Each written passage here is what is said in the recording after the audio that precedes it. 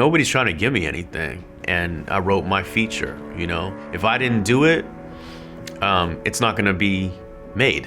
It's not gonna come into creation. It's a hustle, and you gotta hustle your way to where you wanna go.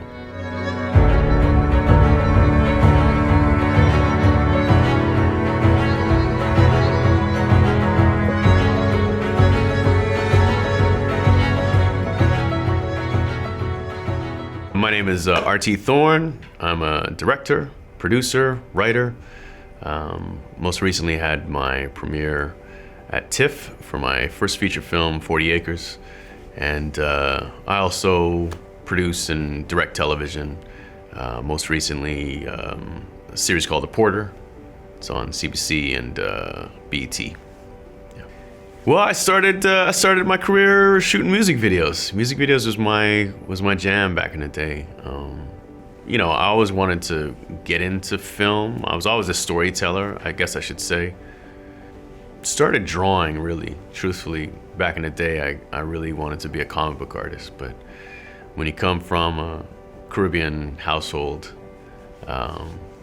Caribbean immigrant household, it's sort of, you know, there's four choices for you, you know what I mean? There's lawyer, doctor, engineer, and failure. So my mom was not interested in me doing comic books. I basically ended up going to Ryerson, which is now the Toronto Metropolitan University, and went there for a media arts program. And that got me an internship at Much Music. And teamed up with a buddy of mine, John Nadlin. Shout out to John Nadlin, one of my early producers, and we formed a little company together. And that's how we hustled it. We did it like that, and that was my sort of introduction to filmmaking. It was the way that I got in, and we were really successful for about 10 years, almost 11 years doing that. And then I was very content with that, but you know, the bottom of the music industry dropped out when everything started streaming. Record labels weren't spending money on launching albums anymore, which is where the bulk of the promotional money would go to for a music video. I figured, you know, I've been doing this filmmaking thing for a little bit, and you know, the thing that I have always wanted to do, which is film and TV, you know, maybe I should step into that arena and give it a shot. So that's how I transferred into doing television and film. I had been doing music videos for quite some time. Like I said, almost 11 years, 12 years. And I think by then, you know, as a director, I felt very confident in what I could do, my work, what my work was doing, you know, the things that I liked, the things that I was trying to get across to the audiences and stuff. So I felt confident I could bring some of that over to my work in television. You're right, though. The difficulty is breaking into another form of filmic art, right? Like, and it uses the same DNA. We work with performers, whether they be actors or singers or dancers, talent on camera. We work with cameras. We work with cinematographers. We work with the crew. To do all of these things, whether it be commercial, music video, film, television, you know, expressionistic art, you know, art films, like it's all the same thing. But when you try to cross over into a different field, I find that the sort of gatekeepers, and I would say the gatekeepers are the people with the money, there's a breakdown in what they think you can do or you can't do. You know, and they tend to feel like you're not ready for this, you know. So I remember when I first, you know, I was thinking about getting into commercials when I was like, you know, the music video thing was running dry, and I was like, okay, maybe I'll try this commercial thing.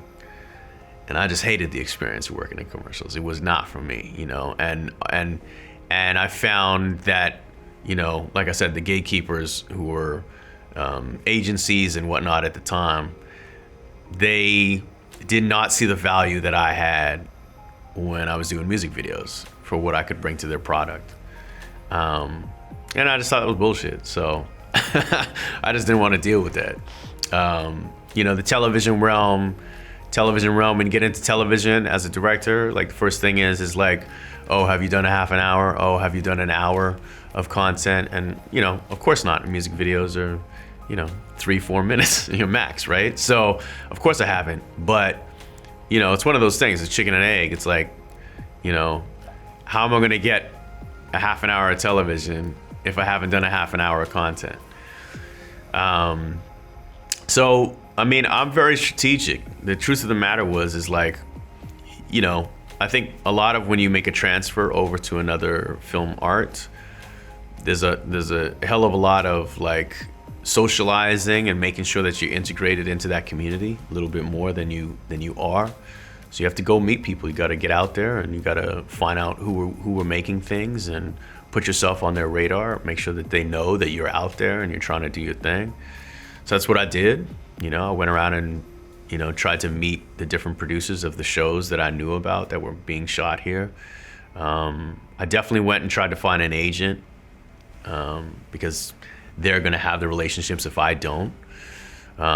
This was an interesting process, trying to find an agent. I can break that down afterwards.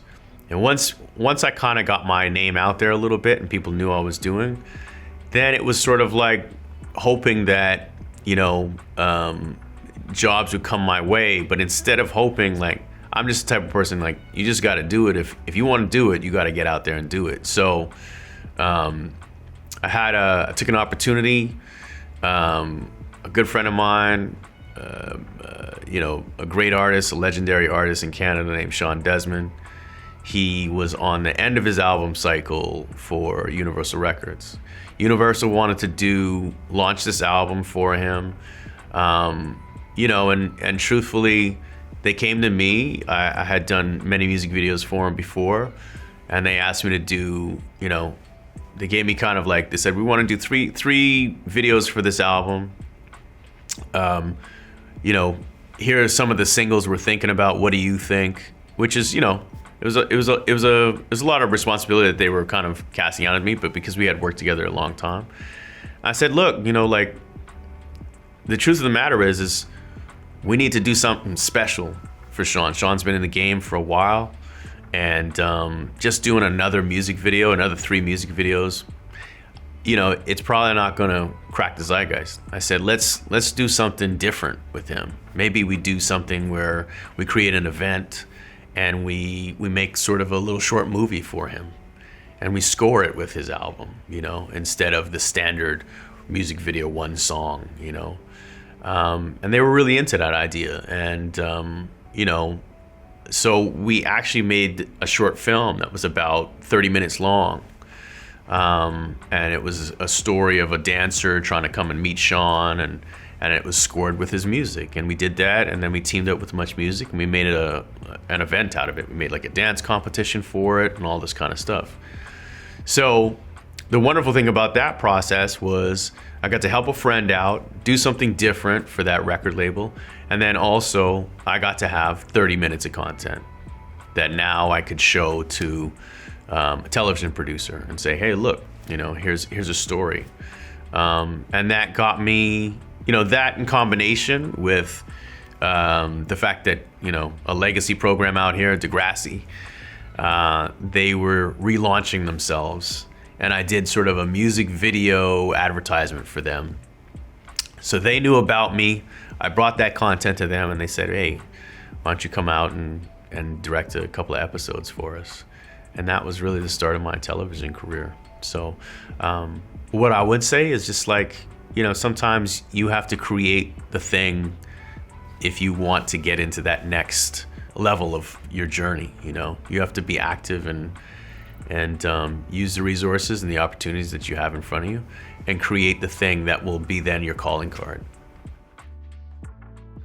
You know, your walls are going to come, whether it's like you trying to break out of something, or it's your own, you know, you're exhausted by the types of things that you're doing. You know, like everybody, look, we're creatives and we always want to try to do something different and find something new and fresh. We're always looking for that inspiration. So sometimes, you know, look, I can't lie. After 11 years of doing music videos, I was like, I think I've done almost every video I could possibly do, you know?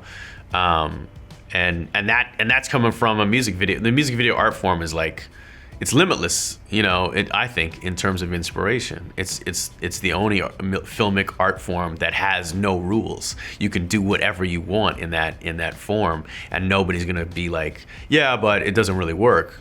It always works. You know what I'm saying? I always say that's one thing that I tell young directors and young cinematographers: do music videos. They just allow you to experiment, and you do so without limits. You know, a record label doesn't care what lenses you use on their artist. They just care that the artist is in the video. So, you know, you can experiment with color, movement in a way that when you move over to television, you can't. You know what I'm saying? Grey's Anatomy is shot in a very particular way. And you can't come in there like drone shots for the whole thing, or let's do everything overhead, or let's use a super wide, 10 millimeter lens on. You can't do that stuff. So play around, and that's something that I always say. But I think when you hit walls, look, it's kind of like what I was saying before. You have to snap yourself out of it and be like, nobody's trying to give me anything, The stories that I wanted to tell, I created a show, Utopia Falls, and I wrote my feature. Nobody's gonna make those movies. Nobody's gonna make that movie. No one's gonna make that show. I'm gonna have to do it. If I didn't do it, it's not gonna be made. It's not gonna come into creation. So I think when people hit walls, it may suck, but you have to fight your way through it and bring yourself to the next step, and that's on you. I mean, it's a hustle.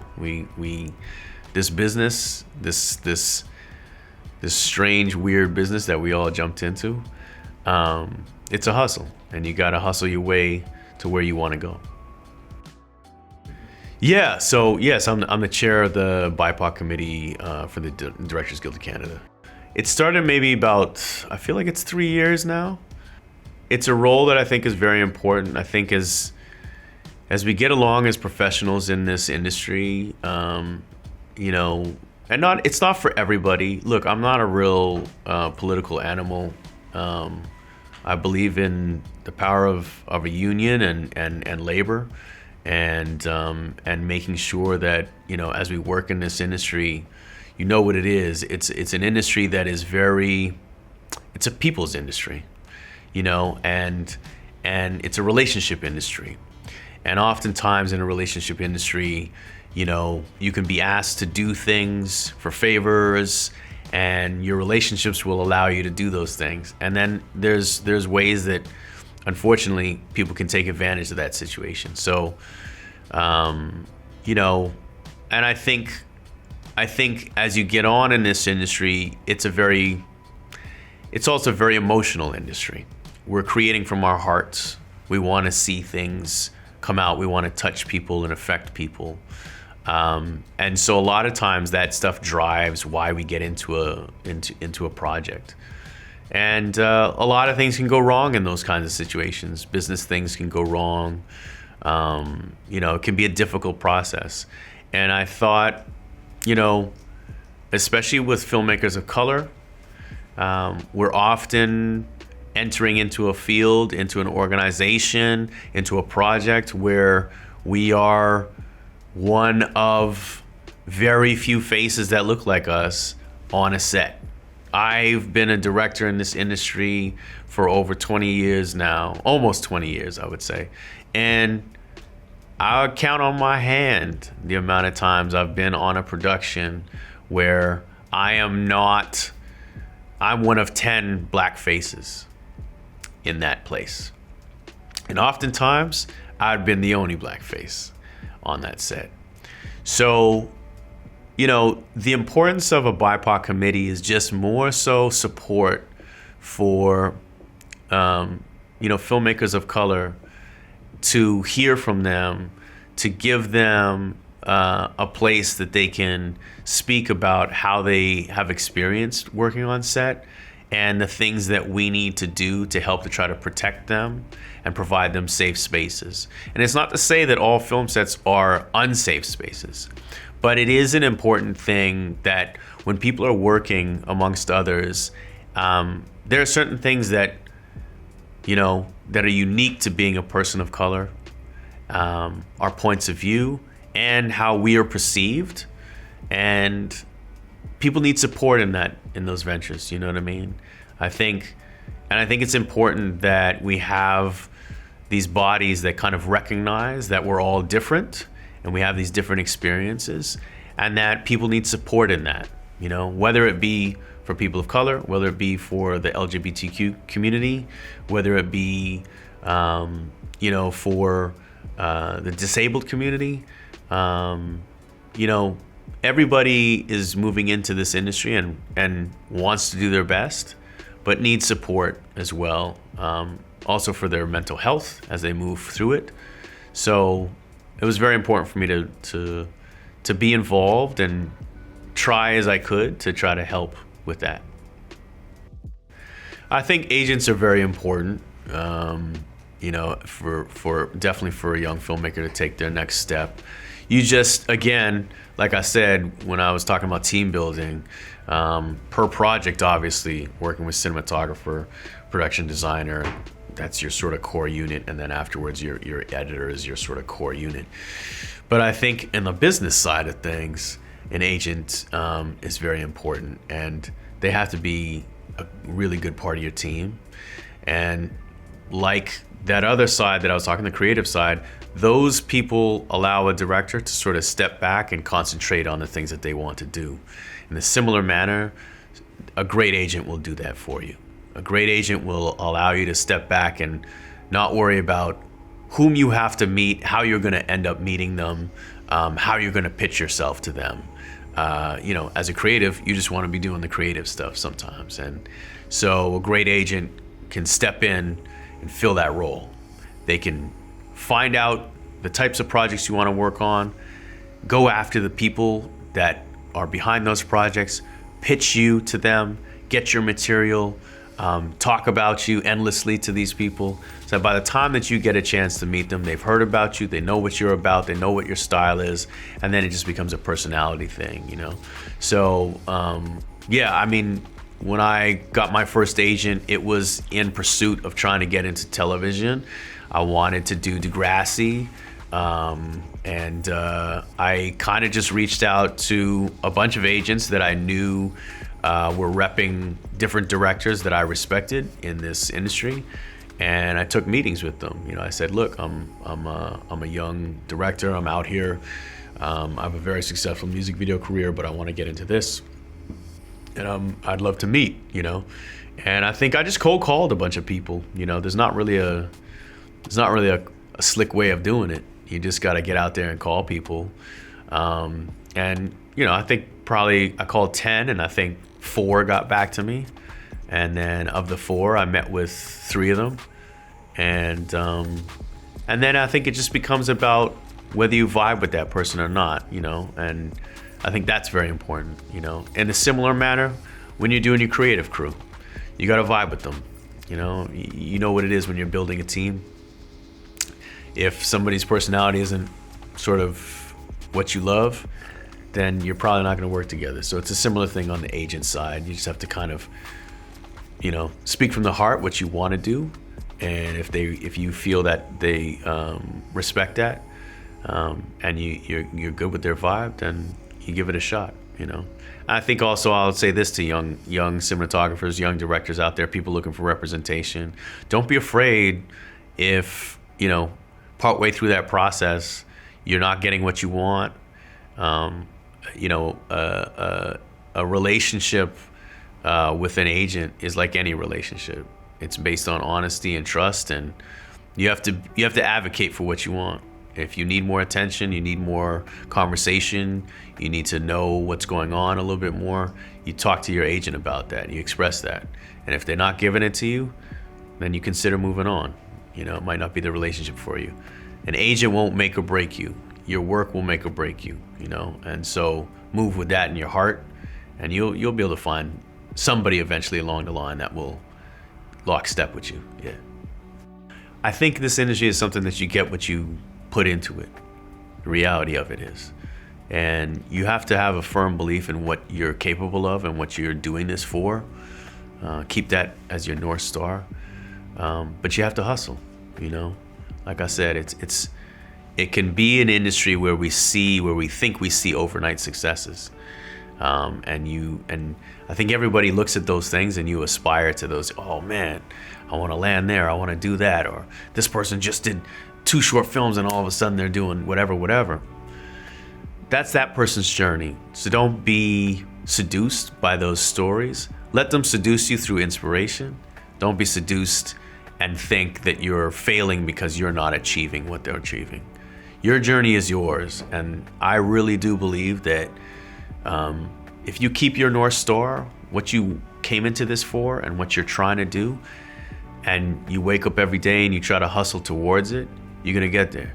I really do believe it. The universe has a funny way of sort of connecting dots for you as long as you keep your path moving forward. So it's an industry of dreams, man, and you can make them.